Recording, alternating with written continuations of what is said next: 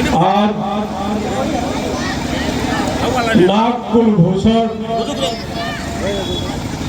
1857 गदर की नायिका अमर शहीद वीरांगना उदा देवी पासी जी की शहादत दिवस पर उपस्थित दर्शक दीर्घा में क्रांतिकारी नौजवान साथियों, मंच पर आसीन आदरणीय दयाराम पासी जी, जीएलाल सत्यप्रकाश जी और सड़क के किनारे खड़े होकर के पान खा रहे भाई राम रेखा जी, आपसे भी गुजारिश है कि आ जाए। सम्मानित साथियों, आज का जो दिन है, भारत के इतिहास में जो इंडियन नेशनल मूवमेंट, भारतीय राष्ट्रीय आंदोलन, उस आंदोलन में सबसे महत्वपूर्ण दिन है। हमसे पूर्व के वक्ताओं ने प्रकाश डालने का प्रयास किया होगा कि 1857 की गदर की नायिका मां वीरांगना उदा देवी तत्कालीन समय में एकमात्र महिला सेनापति थी जो पुरुष और महिला दोनों सेनाओं का नेतृत्व कर रही थी। उससे पहले और उनके बाद संभवतः ये इतिहास में अभी दर्ज नहीं हो पाया। इसलिए भी हम आप सभी को बधाई देना चाहूंगा कि आज मां वीरांगना उदा देवी की शहादत दिवस का यह भव्य आयोजन, चूंकि देश में, प्रदेश में, जिलेवार में हर जगह तमाम कार्यक्रम आयोजित किए गए हैं। अब आज का जो समय है, इस समय में हमें क्या करना है? हमारे पूर्वजों ने संविधान कहता है, हमारे फंडामेंटल राइट्स दिया है बाबा साहब डॉक्टर अम्बेडकर ने, कि हम उन अधिकारों के तहत संवैधानिक तरीके से हम अपनी लड़ाई लड़ेंगे और लड़ करके जो शिक्षा, स्वास्थ्य और रोजगार की व्यवस्था है, उस शिक्षा, स्वास्थ्य और रोजगार की व्यवस्था में अपने नवयुवा साथियों को, आने वाली पीढ़ियों को हम एक आयाम देंगे। सम्मानित साथियों, चूंकि बड़े ही क्राइसिस का समय चल रहा है और ये महत्वपूर्ण दिन होते हैं जिन दिनों पे हम आप चर्चा करते हैं कि हमारे नौनिहालों को, हमारे आने वाली पीढ़ियों को क्या मिलेगा, कैसे मिलेगा। तो मिलने के लिए बाबा साहब डॉक्टर अम्बेडकर ने लोकतांत्रिक भारत में सरकार बनाया। भाई साहब, कलेजा मजबूत करिए, जब बुलाए हैं तो सुनिए। हमारे जो संविधान है, इस संविधान में बाबा साहब डॉक्टर अम्बेडकर ने जो व्यवस्था दिया है वह लोकतांत्रिक व्यवस्था है। और लोकतंत्र ये कहता है by the people, for the people, of the people. लोकतांत्रिक व्यवस्था का मतलब होता है जनता का, जनता के द्वारा और जनता का शासन, यह लोकतांत्रिक व्यवस्था है। और इस व्यवस्था में बाबा साहब ने सरकार बनाया। सरकार के 3 अंग बनाया: विधायिका, कार्यपालिका और न्यायपालिका। जो संविधान है उसके संरक्षण, उसको लागू कराने के लिए हमें सरकारों का जो है महत्वपूर्ण भूमिका है, महत्वपूर्ण रोल है।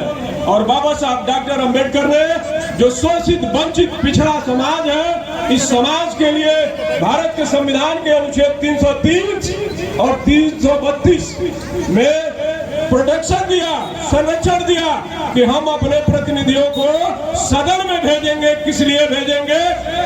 कि वो जाकर के सदन में हमारे हक और अधिकार की लड़ाई लड़ेगा।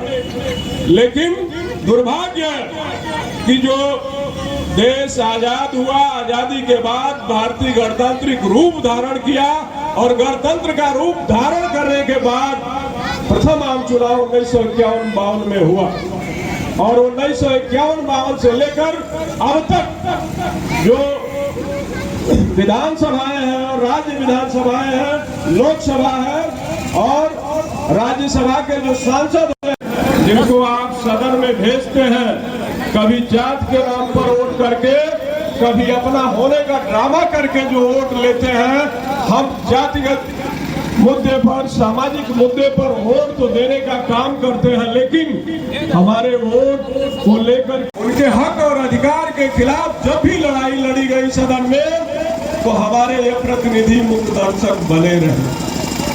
हमने जातिगत मुद्दे पर सांसद पैदा किया, विधायक पैदा किया, मंत्री पैदा किया, लेकिन क्या वो हमारे रहे? और अगर वो हमारे रहे तो क्या हमारे हक और अधिकार की लड़ाई में वह हमारे हक और हकूक के खिलाफ जो हो रहे दोहन, शोषण, उसके खिलाफ क्या आवाज सदन में उठाया? कोई अमेंडमेंट अगर आपके समक्ष हो, जो भारतीय संविधान संशोधन अधिनियम कहलाता है, अगर ऐसा हो तो हमें भी अवगत कराने का कार्य करिएगा।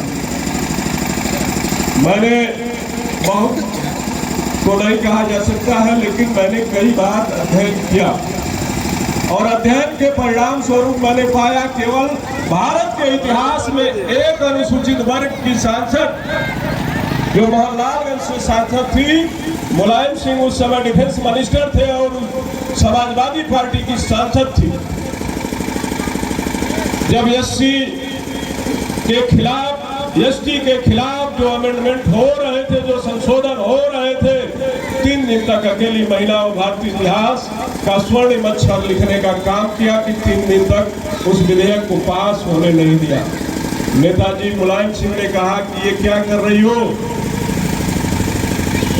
तो उसने कहा, महिला ने, कि मैं आज सांसद हूँ, आपकी पार्टी से हूँ, कल मैं सांसद रहूंगी या नहीं रहूंगी, लेकिन कोई कहने वाला नहीं होगा कि जब तुम्हारे लोगों के खिलाफ अमेंडमेंट हो रहा था तो तुमने बोला नहीं।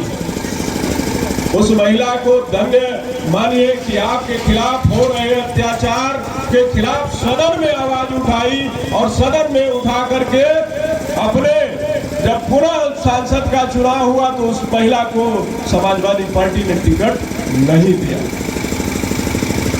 क्या प्रदर्शित होता है? कब तक हम अपनी पहचान जूते पर तेल लगा करके चार करके बनाने वाली बनाएंगे? कब हम जूता घिस करके अपनी पहचान बनाएंगे? नौजवान साथियों, आपके समक्ष यह बहुत बड़ी चुनौती है। हम लोग पढ़ा करते थे, सुना करते थे, कहा करते थे कि इतिहास उधर उमड़ जाता है जिस ओर जवानी चलती है। आप बताओ, क्या आप शिक्षा, स्वास्थ्य और रोजगार पर सोच पा रहे हो? कोई आयाम आपको मिल पा रहा है? और education is power, information is power, शिक्षा ही शक्ति है, अकल बड़ी की भैंस।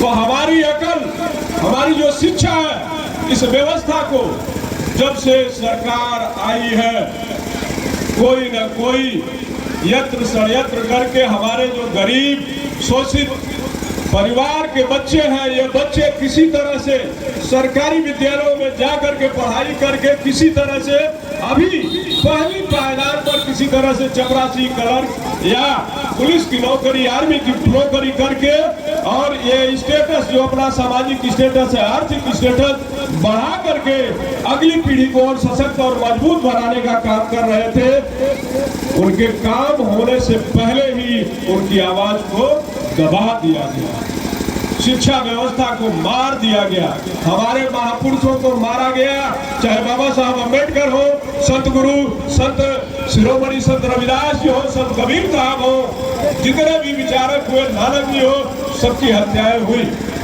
और आज हमारी जो हत्या हो रही है वह कहाँ हो रही है? हम पैदा हुए नहीं कि हमारी हत्या हो गई, भ्रूण हत्या। तो कब तक ऐसी व्यवस्था में हम काम करेंगे? हमें आना होगा, महापुरुषों के बताए हुए रास्ते पर चलना होगा और हम जितने पिले हुए हैं डेमोक्रेसी, हिटलर ने कहा था कि जाति और लोकतंत्र दोनों एक साथ नहीं चलेंगे। बाबा साहब डॉक्टर अंबेडकर ने कहा था कि जाति और लोकतंत्र दोनों एक साथ नहीं चलेंगे। अगर सबल लोकतंत्र बनाना चाहते हो तो इनहेरिटेशन ऑफ कास्ट के बेस पर बाबा साहब डॉक्टर अंबेडकर ने जो जातियों का विनाश लिखा, उस सिद्धांत पर काम करना होगा। 14वीं सदी के आसपास संत शिरोमणि संत रविदास ने कहा था कि जाति जाति में जाति है, जस के तन के पाठ। रविदास मनुष्य ना जुड़ सके जब तक जात न जात। जात बाबा साहब डॉक्टर अंबेडकर ने जाति नहीं बनाया। जब उनको ताकत देने की बात आई तो उन्होंने कम्युनिटी बनाया, शेड्यूल ऑफ बैकवर्ड कम्युनिटी। जो पिछड़े हुए लोग थे उन लोगों को एक सूची के रूप में सूचीबद्ध किया। बाद में हमारे राजनेताओं ने, लोगों ने उस सूची को SC कर दिया, शेड्यूल कास्ट, अनुसूचित जात। अगर अनुसूचित जात में सैकड़ों जातियां हैं तो कोई पासी, कोई चमार, कोई धोबी, कोई धरकार क्यों?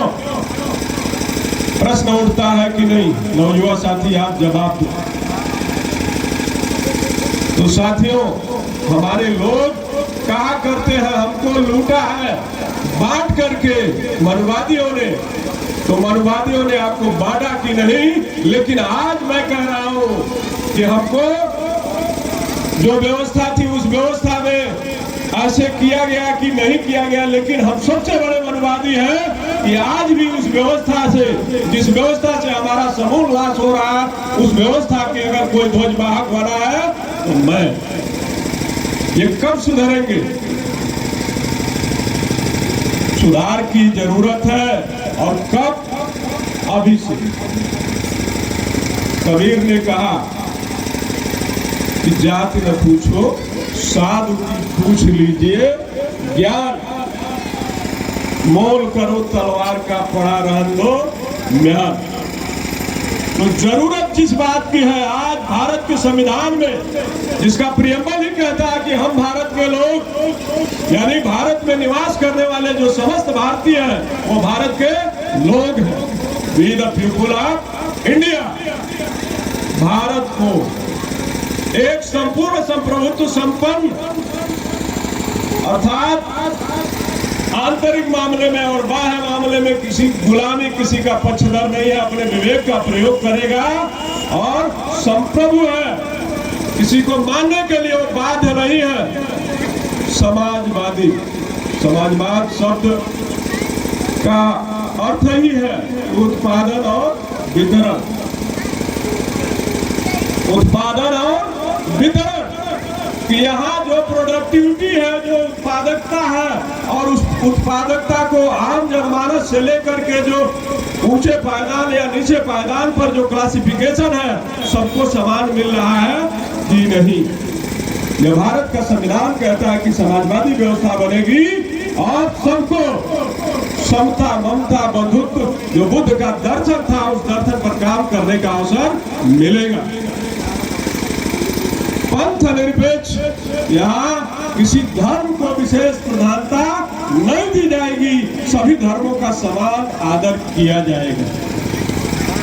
सामाजिक, आर्थिक, राजनैतिक न्याय, तीनों तरह से।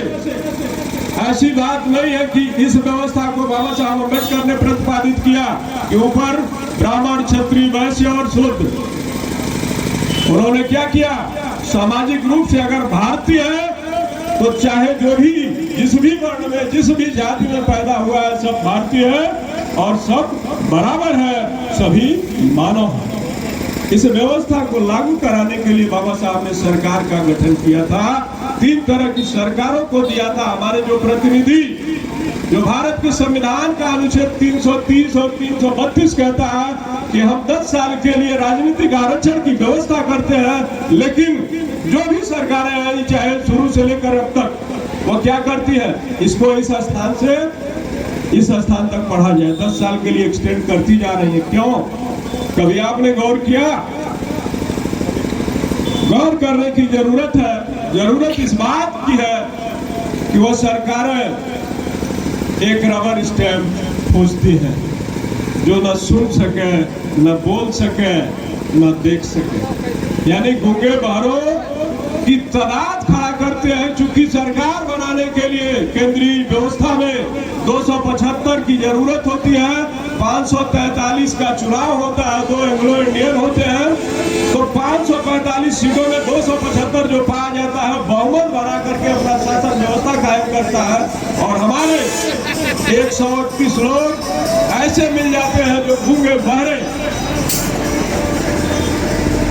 तो जरूरत इस बात की है, आज जो लड़ाई 1857 गदर की नायिका हमारी मां वीरांगना उदा देवी जी ने लड़ा था, वो लड़ाई आज हम सभी को दृढ़ संकल्पित होकर के अपने हक और अधिकार के लिए लड़ना होगा। नहीं तो जो व्यवस्थाएं हैं, सारी व्यवस्थाएं धीरे धीरे खत्म होती जा रही है। आखिर में दौर है, अब कोई किसी पर गौर क्यों करे, उसकी मर्जी है, जब चाहे जिस पे गौर करे। सब पूछते हैं इनकलाब होना चाहिए, लेकिन आगाज कोई और करे।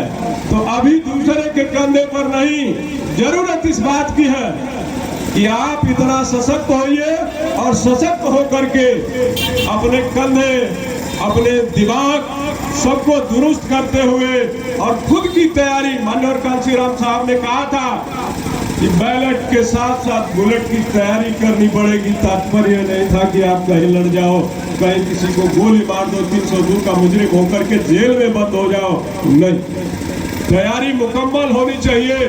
हमारे लोग बिना तैयारी की चैलेंज करते हैं, चुनौती करते हैं। जो 365 दिन रियाज करता है, रियाज करने के बाद अखाड़े पर जाकर के चैलेंज करता है, बाजी जीतता है। हम रियाज नहीं बनाते हैं, ये रियाज है, इस रियाज की जरूरत है। इसी के साथ, क्योंकि भाई साहब ने कहा कि अब समेटिए, तो समेटने का समय हो रहा है। आप सभी को विशेष आभार, साधुवाद, धन्यवाद ज्ञापित करते हुए सभी को एक साथ नमो बुद्धाय जय भीम करते हुए क्रांतिकारी इस्तेमाल करता हूँ। जय भीम, नमो।